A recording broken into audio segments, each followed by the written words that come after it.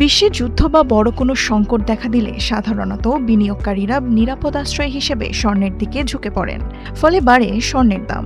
কিন্তু এবার ঘটছে উল্টোটা। ইরানকে কেন্দ্র করে কয়েক মাস ধরে মধ্যপ্রাচ্যের যুদ্ধ ও অনিশ্চয়তা চললেও আন্তর্জাতিক বাজারে ক্রমাগতভাবে কমছে স্বর্ণের দাম।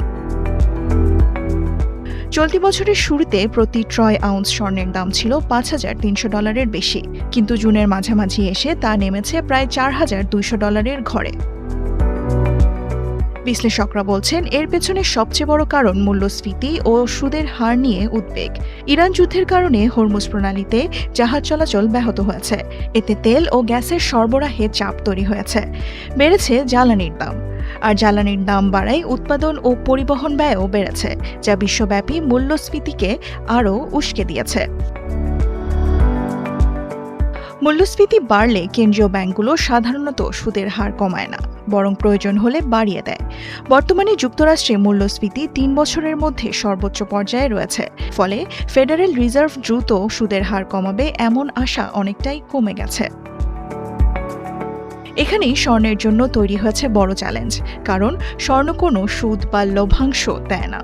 অন্যদিকে ব্যাংক আমানত, বন্ড বা ডলারে বিনিয়োগ করলে সুদ পাওয়া যায় না, ফলে সুদের হার বেশি থাকলে বিনিয়োগকারীরা স্বর্ণ ছেড়ে সুদবাহী সম্পদের দিকে ঝুঁকে পড়েন। একই সঙ্গে যুদ্ধকালীন অনিশ্চয়তায় শক্তিশালী হয়েছে মার্কিন ডলার।